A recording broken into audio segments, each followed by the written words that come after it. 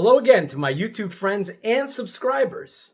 And welcome back to Jay's World Order. Wow, the stinger. Timmy, I'm from the Dream Come True Fantasy Foundation. You ready to wrestle? You bet. Now I'm ready.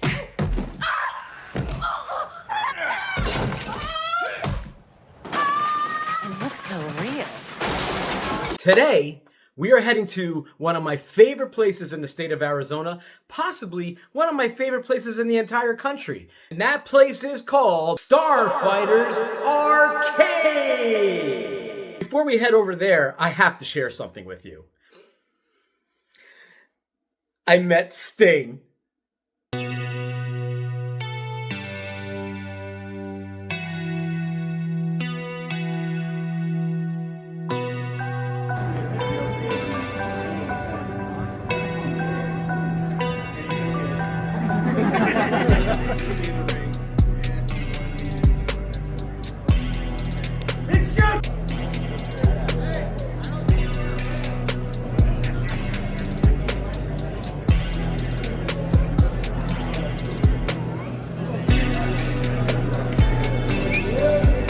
All right, let's head on over to Starfighters Arcade. I'll see you there. Tucked away, almost hidden, in a commercial, business, and industrial park with occupied and unoccupied offices and occupied and unoccupied warehouses, lies a hidden gem, Starfighters Arcade. You have to come here to see it and believe it. It is a hidden gem, and you have to come experience it for yourself.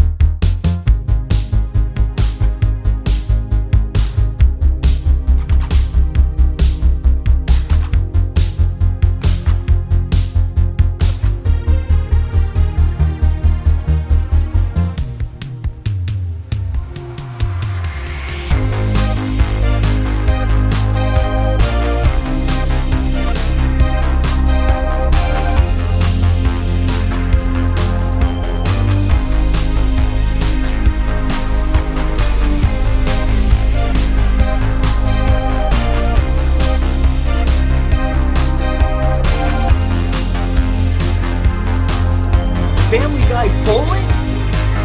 Freaking awesome. I've beaten this game multiple times. I love it. I've been wanting to get my own copy of it. I see it going for like $300 to $500 now for a copy of this to get on what? Sega Dreamcast?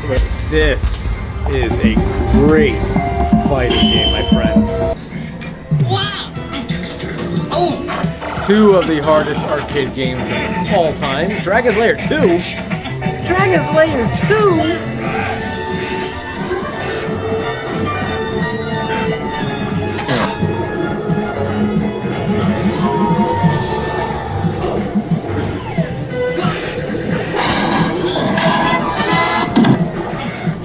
If you've ever beaten this game, I'm impressed. I can't play with one hand right now, so. Then you got Dragon's Lair 2. Dragon's Lair 2.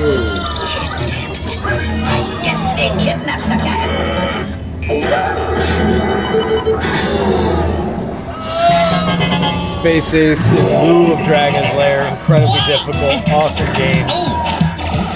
Just gotta get your timing down perfect in it. Took a lot of quarters and a lot of time to get your timing down these games. Incredibly difficult game. Ghouls and Ghosts. I think Ghouls and Ghosts, maybe I got past like the second or third level and then I run out of quarters. There's no way. It's impossible. It's impossible.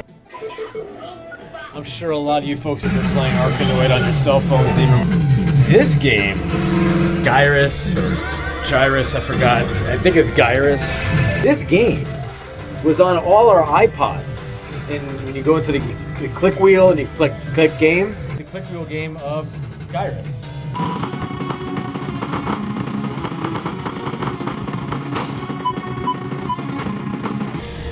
Here's Pat-Man from Bally's Hotel. Look at that. That's so cool. Great Deadpool. Look at that. And that's his labyrinth. That's awesome.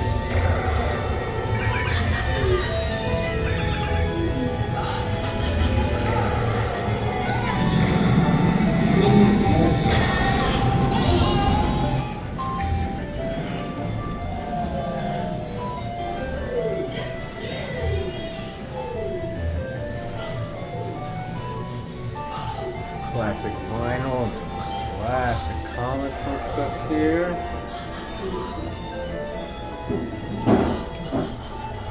One of my personal favorite issues of all time is this Crisis on Infinite Earths when Supergirl dies. God, a lot of these games I haven't played, never even heard of, as long as I've been attending arcades. Now, Tapper, on the other hand, this game I can remember as way back as far as like 1985 playing it. I'm sure it's been restored, but it looks like it's in fantastic condition. Anyone dare challenge my girl? Now I had Michael Jackson's Moonwalker on the Sega Genesis, lost it years ago, but wanting to replace it. You're asking $200 to $300. Some places I've seen $400 now they're asking for Michael Jackson's Moonwalker complete on box on Sega Genesis. Great game.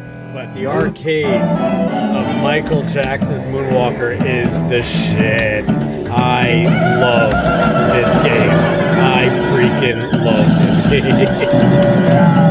It's 2-player. Dance moves kill them off. It's just great. You got Joe Pesci in it, sort of. There you go, Spy Hunter. Have you ever beaten Spy Hunter? Tell me your story. I want to know how you did it. There's just no way. Till this day, I can't even get maybe half. No, man. It's so difficult. It's so great. Precision game making. I used to play Afterburner every time we had dinner at a place called Don's Luncheon or Dine-In in Livingston, New Jersey. They had Afterburner and they had Punch Out. And I would go play Punch Out or I Afterburner. And Afterburner is my favorite flight 80s simulator, I guess. Space Harrier. Never really liked what Nintendo did with it, but playing in the arcade is still a great. If you can play Space Harrier and you walk in the arcade, just sit down and play with it. You're gonna have a great time with it. Oh, I love Zaxxon. And the classic Tetris.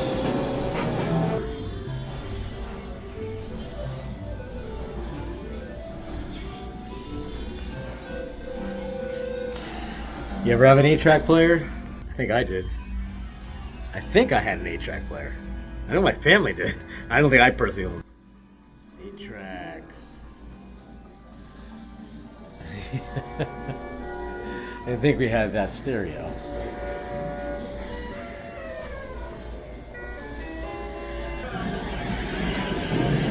You're gonna come in here, you're gonna play Dance Dance Revolution.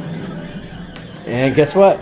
Smart enough to bring the couch, provide the couch, watch your friend fall on their ass playing Dance Dance Revolution. And you're not leaving this place without playing the Ultimate Classic, Smash TV, Simpsons Arcade, my all-time favorite Teenage Mutant Ninja Turtles, NBA Jam, snowboarding game. I have not I've tried this once. I gotta get better timing on it. Whoa!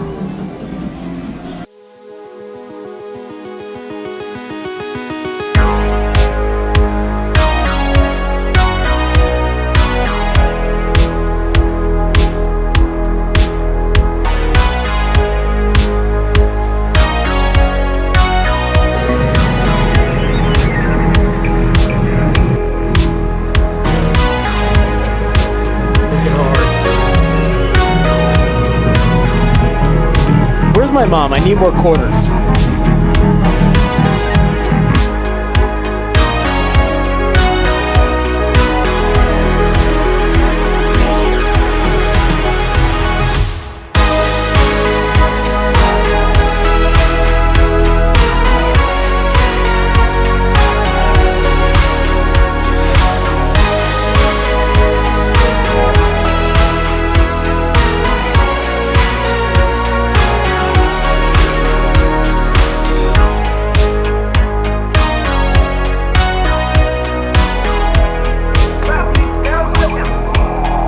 Best boxing game of all time.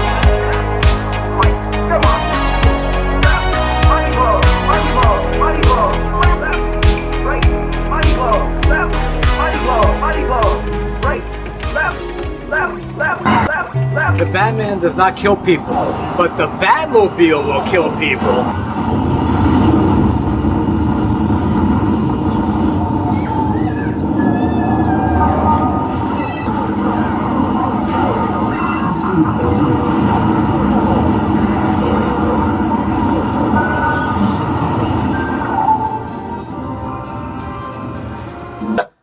Hey, how you guys doing? I'm here at Starfighters Arcade, and I'm with the curator, Michael Lovato. Michael, I love coming here. I've been coming here since 2018. I also love the fact that you opened up this place. It has an airier feel to it. You can fit more people in here. I've noticed you got a lot of new games as well, which I'd love to go over with you. But first things first, how did Starfighters first initiate? How did it come about? I was part of a small collector community around 2010, 2009. We had noticed that there really wasn't anything in the Valley at that point in time, or really even a lot of places nationwide where you could play any of the classics. Right. Mostly they were confined to collections, and some of the rarer ones, they're very picky about who plays them, which is understandable. We thought, it's just a shame that a city this size doesn't have a place where you can play Pac-Man or Defender or Galaga, and so we thought we could provide that service and open up a spot for the Valley where all of that stuff is in one location and try to recreate the sights and sounds of what it was like to be in the Valley during the 1980s, early 1990s. This is such an unassuming business and industrial complex. So how did you guys find Starfighters Arcade, and this was the right place for Starfighters Arcade to be? Yeah, so we looked at other efforts that had been done. There were people off and on, especially at the end of the arcade boom in the mid 80s. You got to carry the overhead. So if you're in a retail location, those are traditionally a hell of a lot more expensive. Yeah. And you've got to run the lights. It puts you in a position where you really have to be open 6-7 days a week, right. And incur all the cost. Right. So I'm looking at a more industrial location that is way cheaper in order to operate. That put us in a position where we could run this on the weekends, which was always the plan, right? So our motto is low cost, no cost, if at all possible. So that the more that we can adjust and manage our overhead, the more that we can offer the Valley in the way of the experience in the games. And the funny thing I kind of associate Starfighters with is exclusivity. Yeah. It's like, it's so hidden. It's a hidden secret. It's a hidden gem that when you take someone here, and I brought a lot of visitors here from other states that have come to visit me. Well, thank you. You're welcome. They're absolutely blown away by, like, this is just, it's not a bar, it's not a restaurant, it's not a mall. It's its own character, and you keep building the character of this place that I've noticed. And since its opening in 2014, correct? Yeah. How has the growth of this place been since? It's gone really well. I think other than the hiccup that everybody had with COVID, we've been fortunate enough. Thank you everybody in the Valley for providing their patronage and support for the place, and that has allowed us to keep growing and adding more attractions, more games, more artifacts from the era. Got some amazing antiquities when it comes to these pinball machines. One, how did you attain all these? We have a combination. Starfighters is a group of collectors primarily. So one person could not keep up with this. Sure. I can absolutely guarantee you that. So we've been very fortunate to have partners and friends that have been gracious enough to provide us with their collection. So what you see here is with these EMs is primarily Kevin Curtis's offering He's also got a lot of regular stuff out there as well as the regular pins. But as of recent, because we were doing SPF, which is our national international tournament, Okay. you have to have a balance of some of the newer games and some of the older games. Right. And we didn't really have a lot of the older games at that particular point, at least the EMs, right? So that's going to be something with a reel that you see here. That's not normally what you see today. It's all very digital.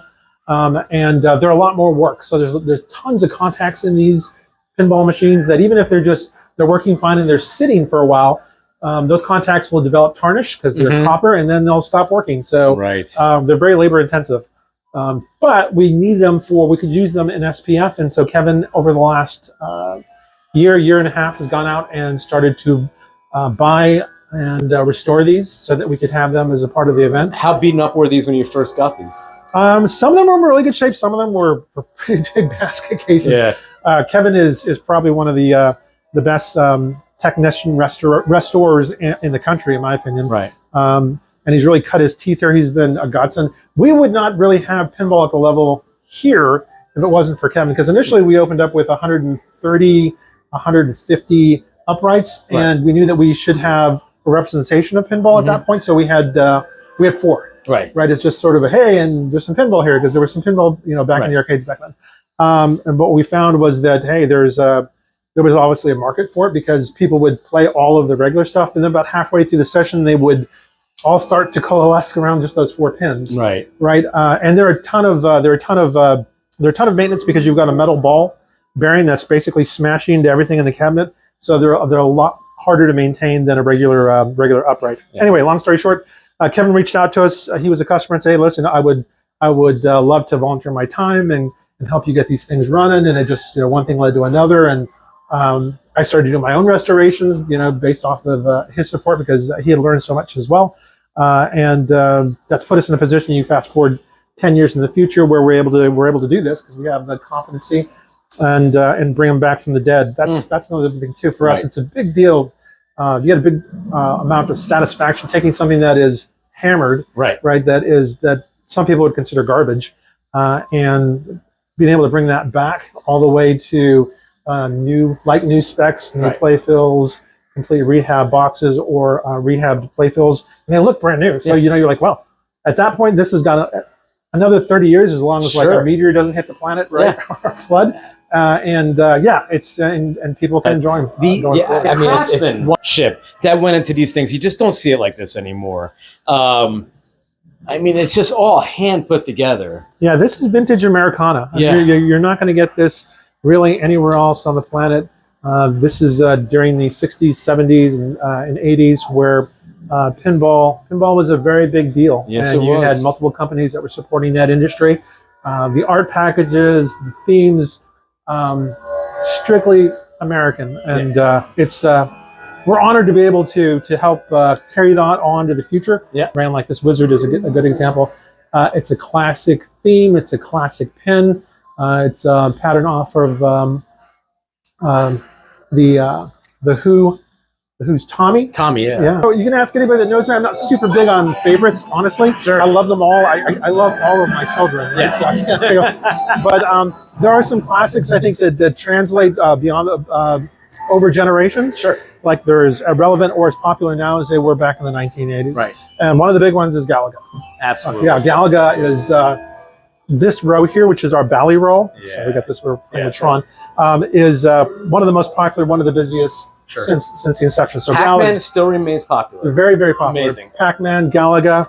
Galaxar still popular. Yeah. Got back here, Satan's Hall, Burger Time. Tron, Space Invaders. Oddly enough, you would think it's such a simplistic game, but it gets a lot of love. It's a lot harder. Yeah. Tapper.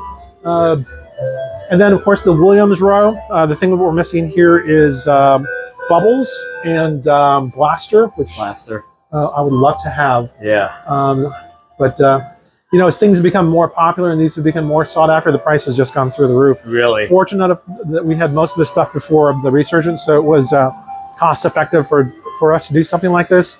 If we were to try to do that today, or especially a year ago when things were just nuts, we wouldn't be able to do it. It would have been too expensive. Has anyone offered to buy games right off the bat?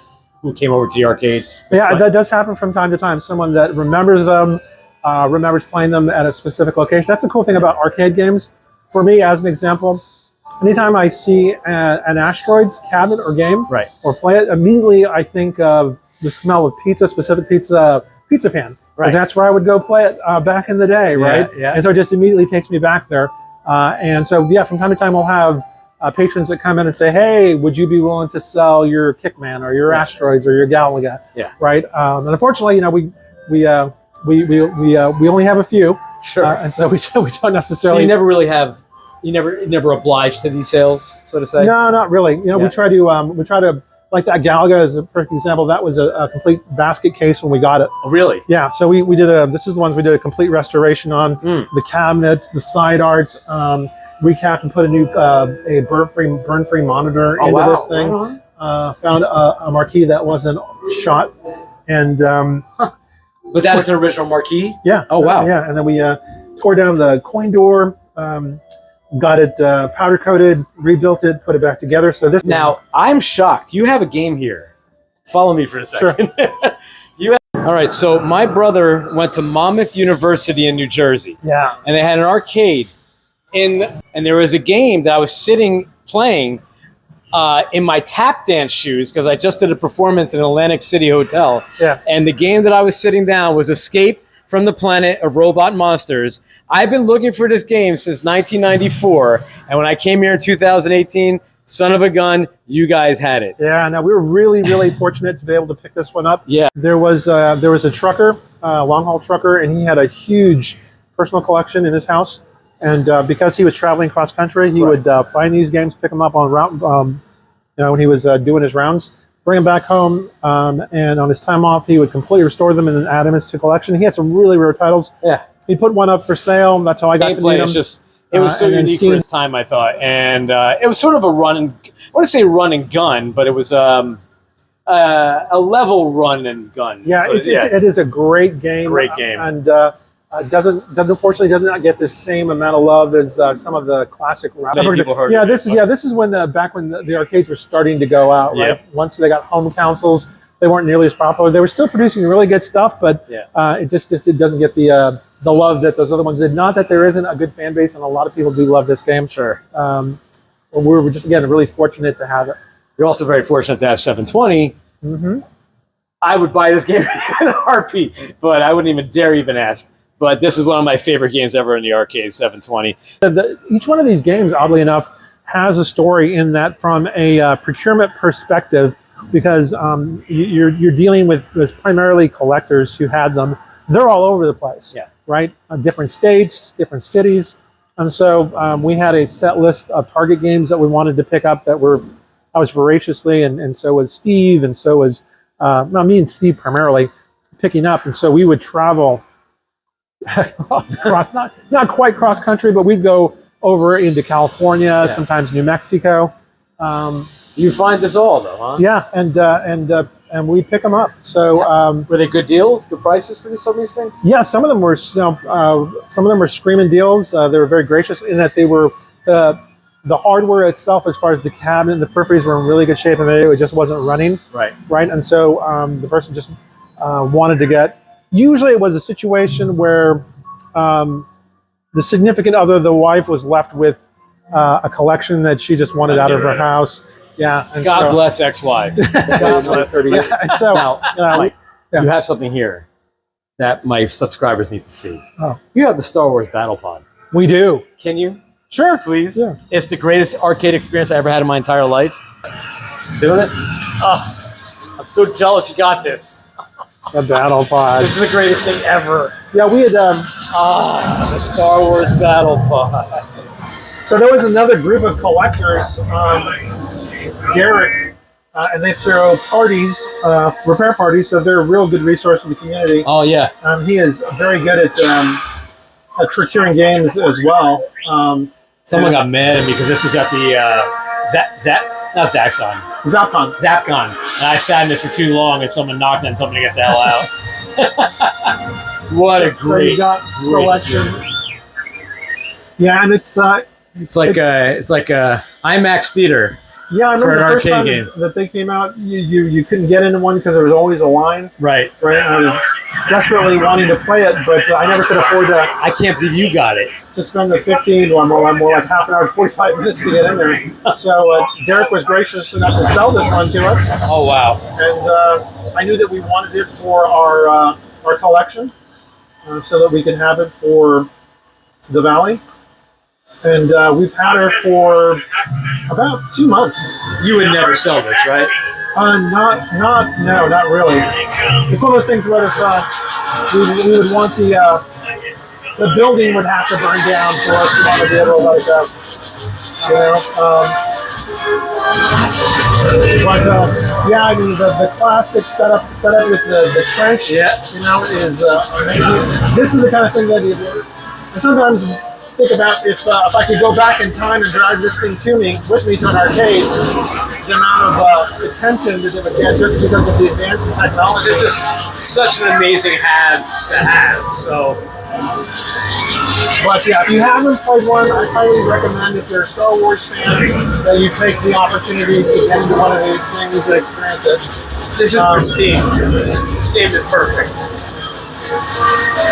The dopamine level you get from this game is extraordinary. It's exhilarating.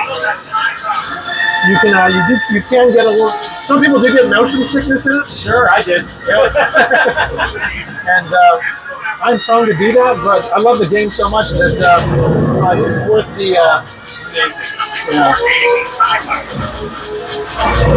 worth the inconvenience and nausea. So there she is.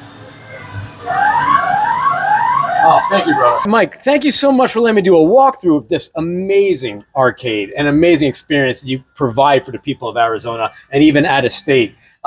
Is there anything, any updates, any tournaments coming up? Yeah, so we're doing our 4th year. This will be our 5th year of our SPF pinball event. Okay. That's growing exponentially. We've been, again, very thankful that it's been so well received. It's an annual event. This year we're going to be doing it in January. A lot of the best players, like the top guns, the best of the best internationally show. We've had players from Canada, Germany, that come out for this event. Wow. So if you want to ever play the best of the best, I highly recommend. Just a quick shout out to the people that make this happen. Right. So Starfighters is a creation of multiple people within the community. From the front end, at the very beginning, Steve Thomas, myself, Kevin Curtis, Sean Hensley, Jim recently, Chris. There's just a ton of people that really do donate their time, effort, and energy, and they're not getting paid. They just they love being a part of providing this for the Valley. Sure. Right. So it's as altruistic as you can possibly get, and whatever we make goes back into here. Really, almost 100%. So that's how we're able to do what we do. Yeah. But again, just thank you all. Thank you. I wanted to thank those guys. Throw a shout out to them because without them and without the Valley support, we could not provide or do this. Yeah. Mike, thank you so much, my friend. Thank you. And please, guys, come check out Starfighters Arcade, Mesa, Arizona. Google, Facebook, YouTube, Instagram. TikTok? I don't think we have a TikTok. Instagram, YouTube, Google, Facebook, Starfighters Arcade. Come check it out. It's a great time. Thank you, Mike.